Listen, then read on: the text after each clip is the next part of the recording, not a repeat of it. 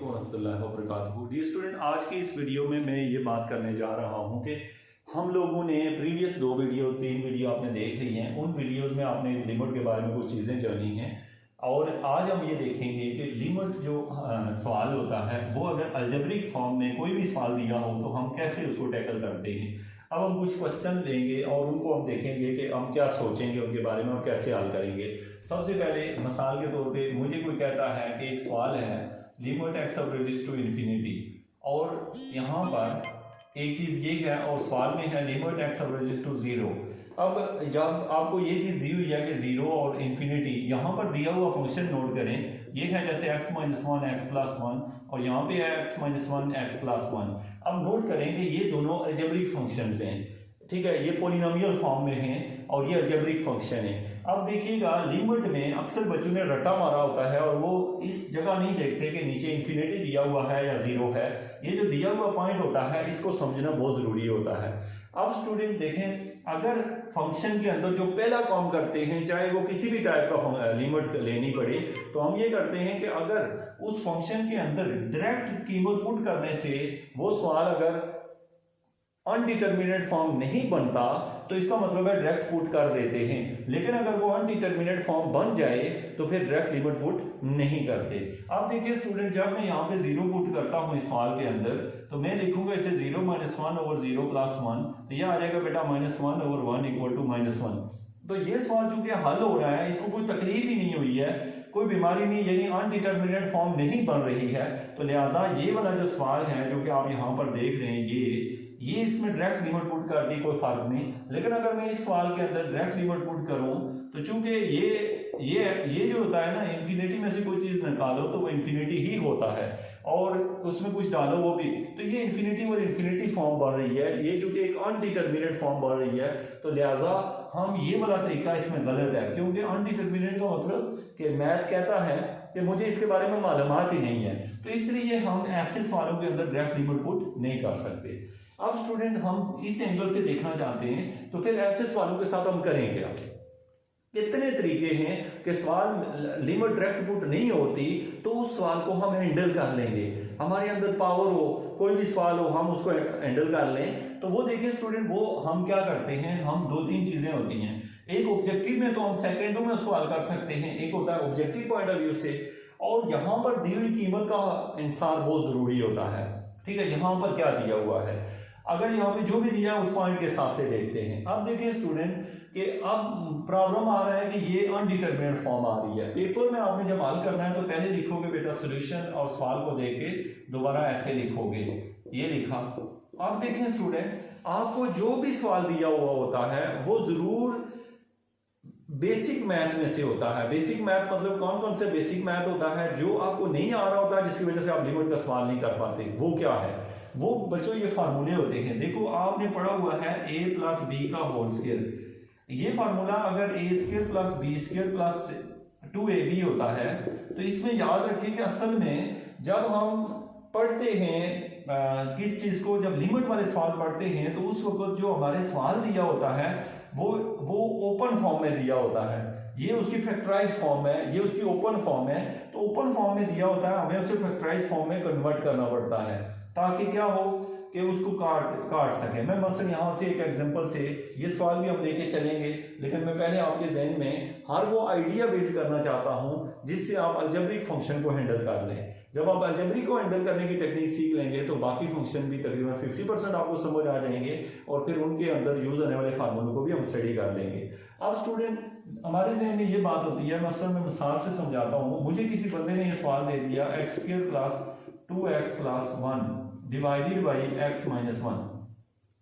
अब स्टूडेंट, यहाँ पर जो सवाल मुझे दिया हुआ है इसमें अगर लिमिट दे दी जाए मुझे शायद ये हल हो जाए, क्योंकि अपने पास से जब हम सवाल बनाते हैं, ये सवाल है जैसे, तो बल्कि इसकी जगह मैं रखूँ 1 रखूँ तो भी आप देखें कि ये जो सवाल है, लेट्स सपोज ये क्वेश्चन है, 1 रख दिया। जब मैं इसमें 1 रखता हूँ बच्चों तो नीचे इसमें एक मसला आ जाता है कि नीचे 0 आ जाता है। तो इस मसले से बचने के लिए मैं इस सवाल को क्या देखूंगा, सिंप्लीफाई कर सकता हूँ कि नहीं। देखें, जो भी सवाल आपको लिमिट का दिया जाता है स्टूडेंट, वो जरूर वो 8 बेसिक फार्मूलों में से होते हैं। अलजेब्रिक के अंदर जो आपने 8th क्लास में पढ़े होते हैं, उनकी वजह से आप रुके हुए होते हैं। वो फार्मूले मैंने अभी आपको लिखा है, जैसे ये किसी चीज का फार्मूला है, अब हमें पता नहीं है वो क्या चीज है, अगर हमें उसका पता चल जाए तो शायद कि हम इसे सिंप्लीफाई कर पाए। इस सवाल को मैं चूंकि अपने पास से लिख रहा हूं तो मुझे ये फार्मूला है। अब देखिएगा कि ये क्वेश्चन है आपका, ठीक है। सपोज ये सवाल आपको दिया हुआ है, आपने हल करना है, तो आपको प्रॉब्लम ये आ रही है कि ऊपर 1 पुट करें तो ये आ जाता है बेटा 1 वो प्लस 1 माइनस 2, चूंकि 0/0 बन रहा है। देखें आप पुट करके देखें, यहाँ पे 1 रखें, यहाँ पे 1 रखें, 1 + 1 और -2 0/0 बन रहा है सवाल क्या, इसलिए इसमें प्रॉब्लम है। तो इस सवाल के साथ मैं क्या करूंगा, मैं ये करूंगा इसके साथ बेटा कि जरूर इसका कोई ना कोई टेक्निक है। तो मैं बता चुका हूँ टोटल टेक्निक कौन सी है, वही 8 फार्मूले हैं। अब देखिएगा मैं वो 8 फार्मूले आपको तैयार करवाने की कोशिश करवाता हूँ, ताकि ये हो कि आप इस तरह का अलजेब्रिक वाला कोई भी सवाल हो आप हल कर सकें। वो फार्मूले होते क्या है, वो ये होता है a + b का whole square equal to a² + 2ab + b का स्क्वायर, या फिर ये होता है a - b का whole square equal to a² - 2ab + b का स्क्वायर, या फिर ये होता है a + b का होल क्यूब इक्वल होता है a³ + 3ab + 3ab + b का क्यूब। इसमें पहले पे स्क्वायर होता है, दूसरे पे, या फिर ये फार्मूला यूं भी हो सकता है a - b का cube equal to a³ - 3ab का स्क्वायर, यहाँ पे प्लस होता है और यहाँ पे -b का क्यूब। ये फार्मूले हैं बेटा।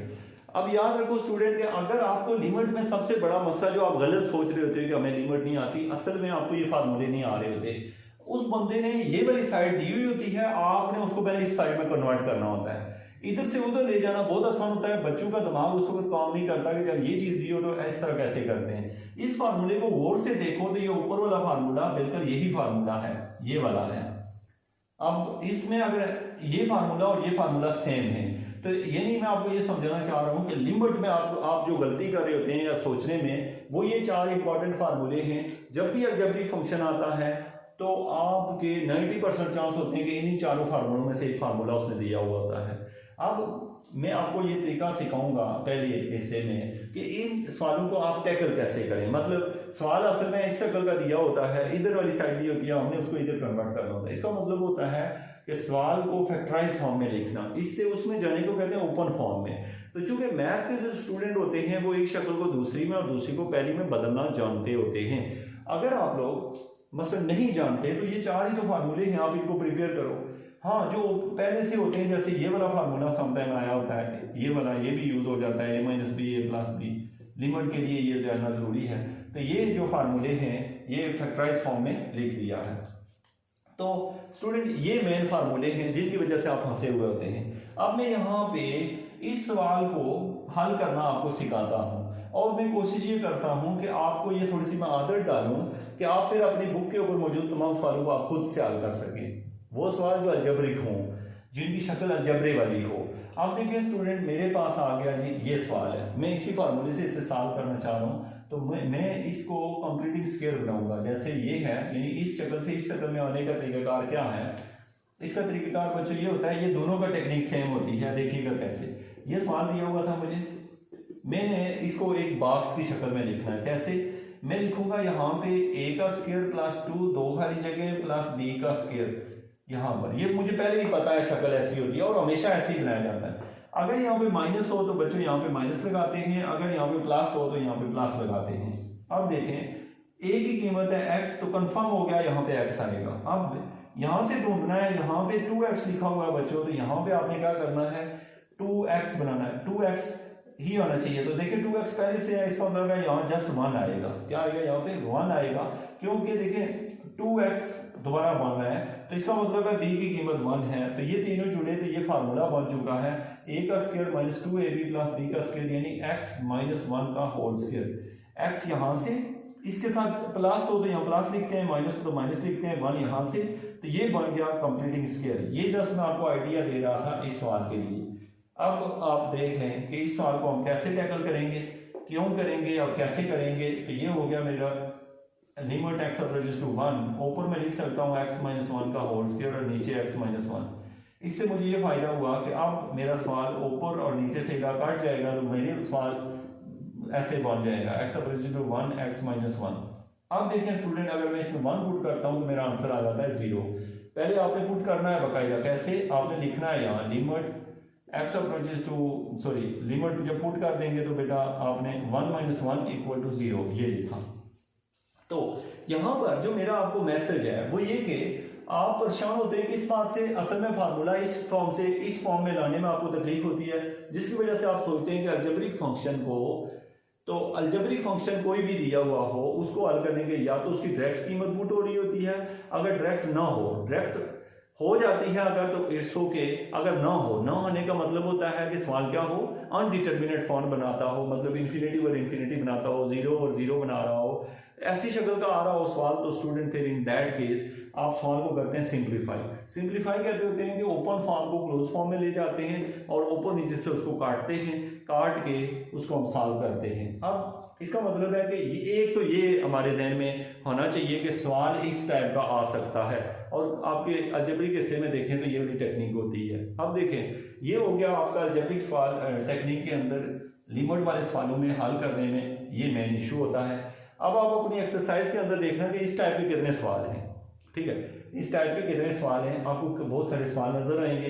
अब आके देखें नेक्स्ट क्वेश्चन है हमारे पास, क्या खाली यही होता है, काफी होता है, इसके अलावा भी टेक्निक्स हैं, वो भी हम यहाँ पे देखते हैं क्या टेक्निक है। अब देखिएगा ये जो सवाल मैंने ऊपर छोड़ा था अधूरा, इसकी तरफ आते हैं दोबारा। देखें अब इस सवाल में मुझे नजर आ रहा है कि जो ऊपर इन फार्मूलों में से तो कोई भी नहीं यूज हो सकता इन पे, क्योंकि अब देखें, और इस सवाल में ये इन्फिनिटी और इन्फिनिटी फॉर्म बन रहा है। अगर आपने क्या करना है इस सवाल के अंदर स्टूडेंट, ऐसा कोई सवाल आता है तो आपने ऊपर से भी कॉमन ले लेना है, नीचे से भी। अब देखिए कैसे, मैं यहाँ पे करता हूँ limit x approaches to infinity, ऊपर से मैं कॉमन ले लेता हूँ x जब कॉमन होगा तो यहाँ आ जाएगा 1 - 1/x। क्या आया? 1 - 1/x। इसका फायदा क्या हुआ, यहाँ पे 1 आ गया, -1/x डिवाइडेड बाय नीचे से भी x कॉमन लिया तो ये देखें आप, अगर दोबारा अंदर मल्टीप्लाई करें तो यही चीज बन जाती है। इससे ये फायदा हुआ कि ये x इस x से कट गया, तो अब हमारा सवाल यूं बन जाएगा लिमिट x अप्रोचेस टू 1, ऊपर आ जाएगा बच्चों 1 - अप्रोचेस टू इन्फिनिटी, और ऊपर आ गया 1/x और नीचे 1 + 1/x, ये बन गया। अब बच्चों आप इसमें डायरेक्ट लिमिट पुट कर सकते हो, ये आपके पास है, यहाँ पे मैं पुट करके दिखाता हूँ आपको। अब देखिए स्टूडेंट, अब आप इसमें लिमिट पुट करोगे तो ये सवाल यूं बन जाएगा, मैंने ऊपर इन्फिनिटी पुट किया तो 1 - 1/इन्फिनिटी डिवाइडेड बाय 1 + 1/इन्फिनिटी, तो ये बनेगा बेटा 1/इन्फिनिटी बेटा 0 होता है, और नीचे 1 + ये भी 0 होता है, तो 1/1 = 1 आंसर आ गया। तो हमने ये लर्न किया कि मैंने अभी तक आपको जो अलजेब्रिक फंक्शन के लिहाज से बातें बताई हैं वो 2 बताई हैं। नंबर 1, या तो वो ओपन फॉर्म में हो सकता है, हमने उसे फैक्टराइज फॉर्म में लाना होता है और उन 5 फार्मूलों की मदद से लाया जाता है, या फिर सवाल में कोई चीज कॉमन होती है वो कॉमन लेके फैक्टराइज किया जाता है।